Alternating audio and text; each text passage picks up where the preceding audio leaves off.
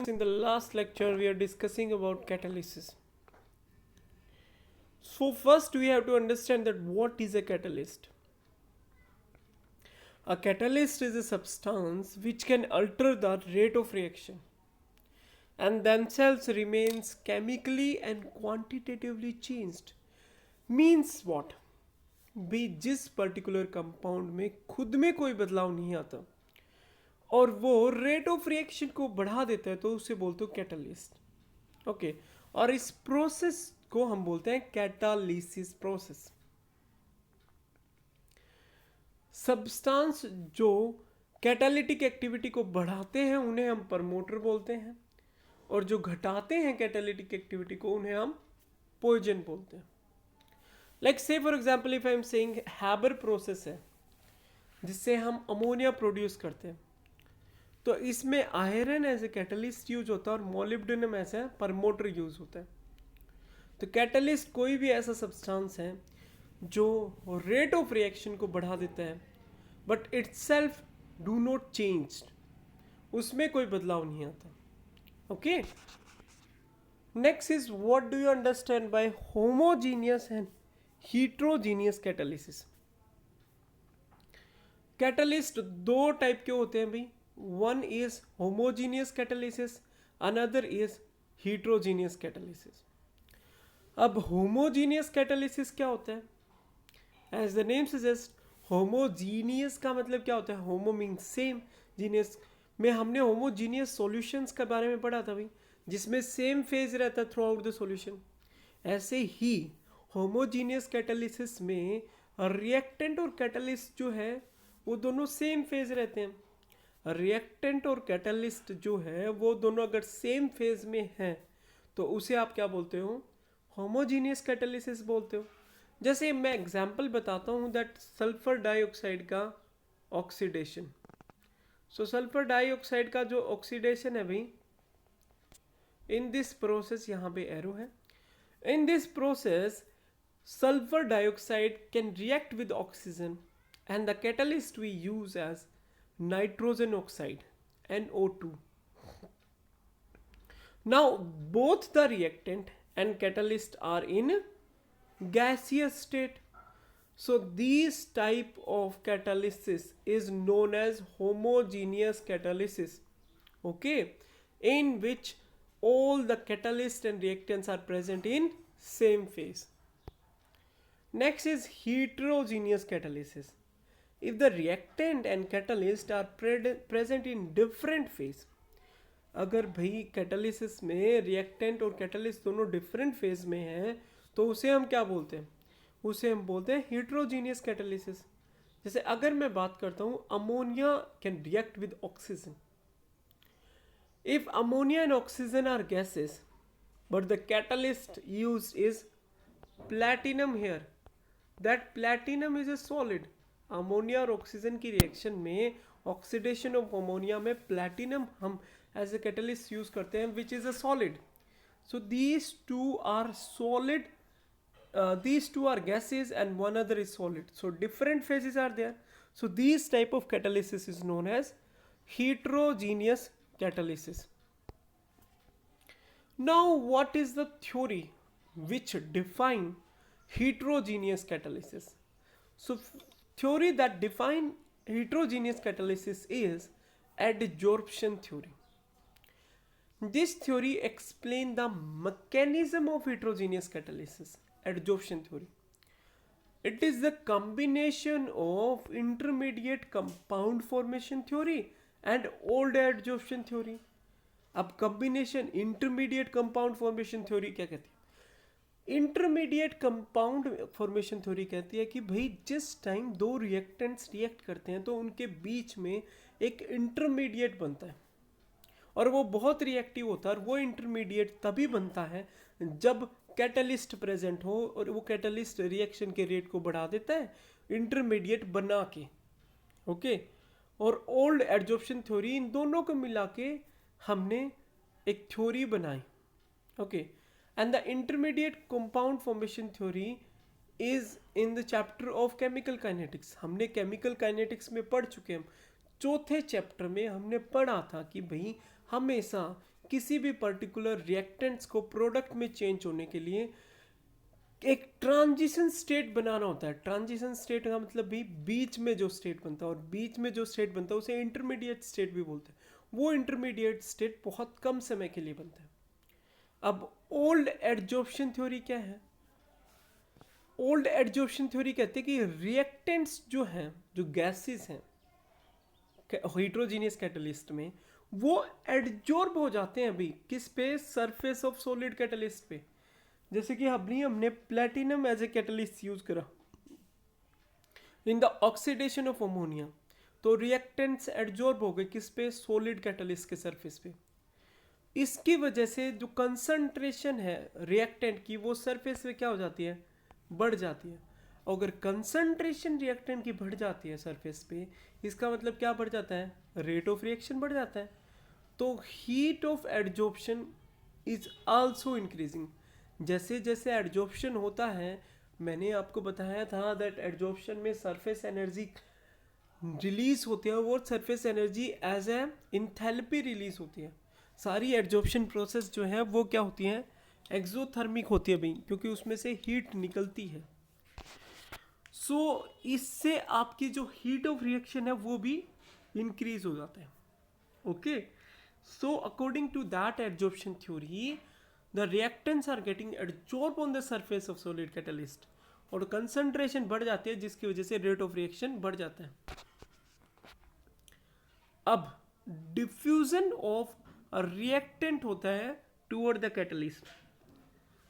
Catalyst के surface पे reactants diffuse करते हैं। Adsorption of reactant on the surface of catalyst, ये भाई हमारे पास मॉडर्न थ्योरी है कि कैसे जो आपके पास रिएक्टेंट है वो कैटलिस्ट के हिसाब से काम करते हैं। तो this theory is a combination of compound formation and old adsorption theory. सबसे पहले क्या होता है? रिएक्टेंट मॉलिक्यूल डिफ्यूज होते हैं किस पे? सरफेस ऑफ कैटलिस्ट पे। उसके बाद रिएक्टेंट मॉलिक्यूल क्या होते हैं? एडजॉर्ब होते हैं भाई, ठीक है, सेकंड स्टेप में। थर्ड स्टेप में रिएक्टेंट और कैटलिस्ट के बीच में रिएक्शन होती है और एक इंटरमीडिएट बनता है। ओके, रिएक्टेंट और कैटलिस्ट के बीच में एक रिएक्शन हुई, इंटरमीडिएट बना, और रिएक्शन होने के बाद प्रोडक्ट फॉर्मेशन हो गया। अब जो प्रोडक्ट है वो क्या होगा? डीसॉर्प्शन। एडजॉर्प्शन का उल्टा होता है अभी डीसॉर्प्शन, जिसमें एडजॉर्प्शन होता है sticking on a surface and retaining on a surface. ये होता है removal of that particular compound from the surface. तो प्रोडक्ट मॉलिक्यूल्स डिसॉर्ब हो जाते हैं किससे? सरफेस से, क्योंकि कैटलिस्ट की एफिनिटी जो है वो रिएक्टेंट के साथ ज़्यादा है, प्रोडक्ट के साथ क्या है? कम है। रिएक्टेंट को वो अपने पास रखता है और प्रोडक्ट को वो डिसॉर्ब करता रहता है। ओके, अब जैसे ही रिएक्टेंट मॉलिक्यूल से प्रोडक्ट चेंज हुआ, हमारे पास डिसॉर्प्शन प्रोसेस हुई और प्रोडक्ट निकल गया कैटलिस्ट से। अब कैटलिस्ट के ऊपर और सरफेस अवेलेबल हो गया, वहाँ पे और रिएक्टेंट एडजॉर्ब करेगा और फिर वो डिफ्यूज करेगा। डिफ्यूज करने के बाद फिर वो इंटरमीडिएट बनाएगा, इंटरमीडिएट बन के प्रोडक्ट बनेगा, प्रोडक्ट बनने के बाद वो फिर डिसॉर्प्श होगा। ओके, डिसॉर्प्शन प्रोसेस होगी। Now diffusion of product molecule away from the catalyst. Last product में जिस टाइम सारा रिएक्टेंट प्रोडक्ट में चेंज हो जाएगा, सारा प्रोडक्ट जो है वो डिफ्यूज हो जाएगा। कहाँ पे? सरफेस ऑफ कैटलिस्ट से अलग। तो और हमारे पास रिएक्शंस कंप्लीट हो जाएगी। 5 स्टेप है भाई। पहला स्टेप है diffusion of reactant. This is an important topic, mechanism of catalytic activity.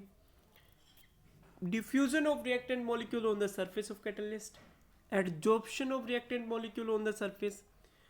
Third process में क्या होता है? Intermediate formation between the catalyst and reactant. Fourth में desorption of product molecule. Now desorption provide the enough space for reactant molecule to again do the process. Okay, and in the last step, diffusion of product molecules, because all the reactants are changed into product. Advantage क्या है इस theory के? Only a small amount of catalyst is required. अब small amount of catalyst क्यों चाहिए? क्योंकि हमने देखा कि पूरी प्रोसेस में जो कैटलिस्ट है उसका कोई यूज़ नहीं है, वो यूज़ है मीन्स उसको हम केमिकल रिएक्शन में यूज़ नहीं कर रहे, वो एज सच रह रहा है, उसकी जो आइडेंटिटी है, उसकी जो रिएक्टिविटी है वो चेंज नहीं हो रही। तो वेरी स्मॉल क्वांटिटी में कैटलिस्ट को हम यूज़ करते हैं और कैटलिस्ट अलग अलग बार अगेन अगेन रीजनरेट हो रहा है।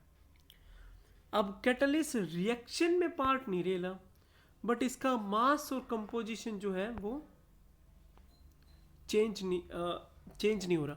Sorry, catalyst are taking part in the reaction, लेकिन उसका मास और जो कंपोजिशन है वो चेंज नहीं हो रहा भाई। अगर हम कैटालिटिक पॉइजन को डालते हैं तो कैटालिक पॉइजन क्या करता है भाई, poison are compound which can decrease the activity of catalyst. Poison क्या करता है, वो खुद बाइंड हो जाता है, एडजॉर्ब हो जाता है किस पे, on the surface of catalyst. और अब वो बाइंड हो गया तो वो रिएक्टेंट मॉलिक्यूल्स को बाइंड नहीं होने देता।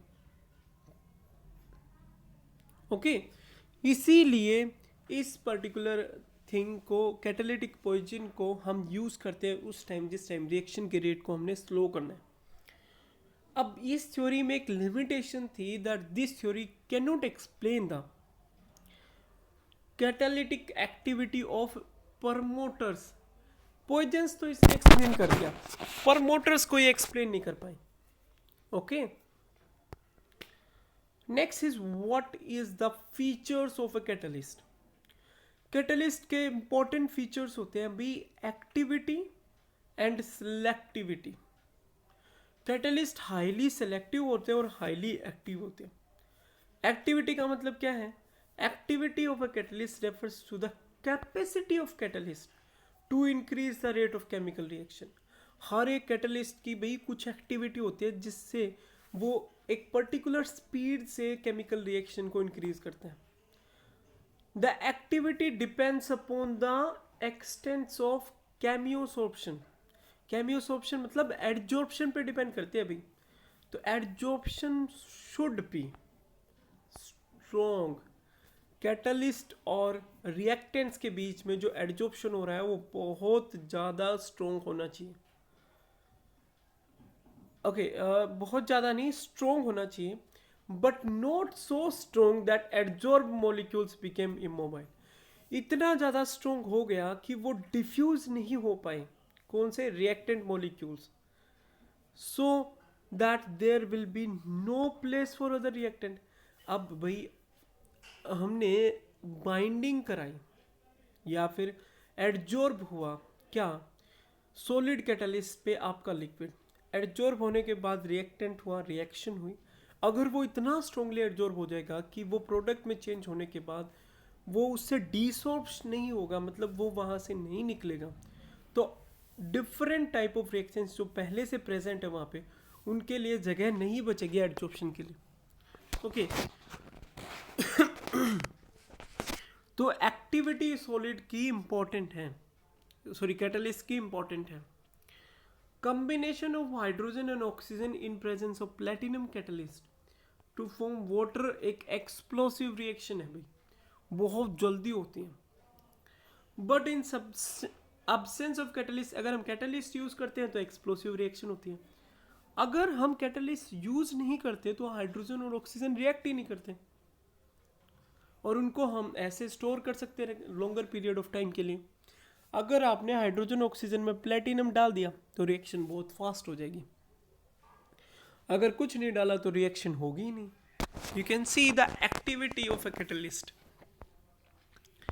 Second point we have to discuss is selectivity.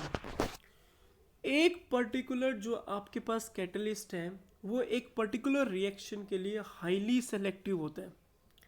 Highly selective का मतलब, जैसे इस पर्टिकुलर एग्जाम्पल में देखें भी, हमने रिएक्टेंट सेम लिया है, क्या क्या, कार्बन मोनोऑक्साइड और हाइड्रोजन। अगर मैं निकल कैटलिस्ट यूज करता हूँ तो मीथेन बनता है।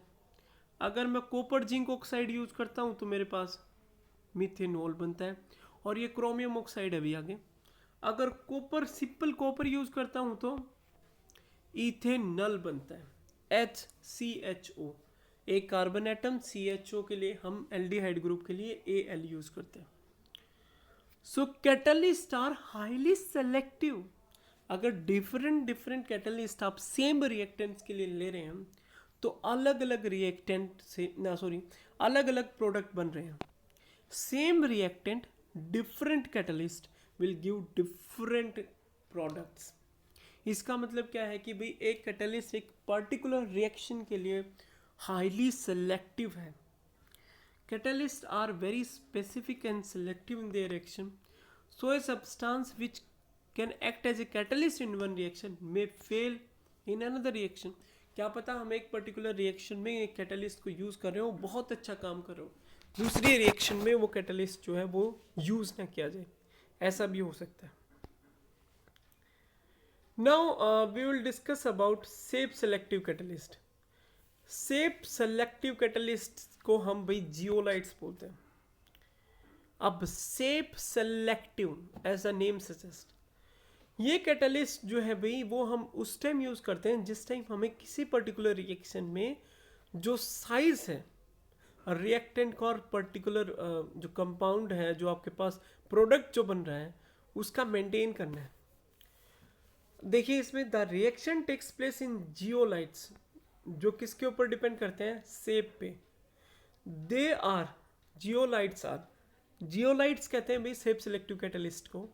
Zeolites are good shape selective catalyst due to their honeycomb like structure.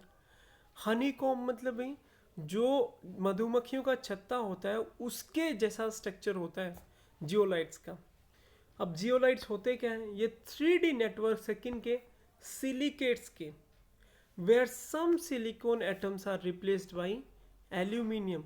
So aluminosilicates बोलते हैं भाई, इसे क्या बोलते हैं, जियोलाइट्स को माइक्रोपोरस एल्यूमिनोसिलिकेट्स बोलते हैं. हम सिलिकेट्स में एल्यूमिनियम एटम्स से रिप्लेस कर देते हैं सिलिकॉन एटम को, तो इन्हें हम एल्यूमिनोसिलिकेट्स भी बोलते हैं. अब ये चीज़ इंपॉर्टेंट है, the catalytic reaction which depend upon pore structure of catalyst and size of reactant and product molecule is called as safe selective catalysis. Jin catalytic reaction में हम और जो कैटालिटिक रिएक्शन डिपेंड करती हैं किसके ऊपर, पोर स्ट्रक्चर पे और साइज ऑफ रिएक्टेंट और प्रोडक्ट पे, तो उसे आप क्या बोलते हो, सेफ सेलेक्टिव कैटलिस्ट बोलते हो. साइज और shape of reactant and product molecule के ऊपर डिपेंड करते हैं. The pores and cavities of zeolite उसके ऊपर डिपेंड करते हैं. सेफ सेलेक्टिव कैटलिस्ट किन पे डिपेंड करते हैं भाई, साइज और शेप क्या है रिएक्टेंट और प्रोडक्ट का, और पोर्स और कैविटीज क्या है किसकी, जियोलाइट की.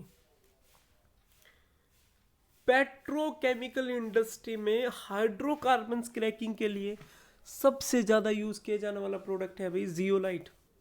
जियोलाइट सेफ सिलेक्टिव कैटलिस्ट होता है. वो डिफरेंट टाइप ऑफ सेपिस, जैसे मैं बात करता हूँ ब्यूटेन को अलग कर दिया, प्रोपेन को अलग कर दिया, मीथेन को अलग कर दिया, हाइयर जो हाइड्रोकार्बन्स है जिनके अंदर नंबर ऑफ कार्बन एटम्स बहुत ज़्यादा हैं उनको, और lower carbon atoms like methane, ethane, propane, butane, इनको अलग अलग करने के लिए कैटलिस्ट का यूज़ किया जाता है, वो है zeolite. Okay, you can see in the structure aluminosilicate, this is a particular zeolite.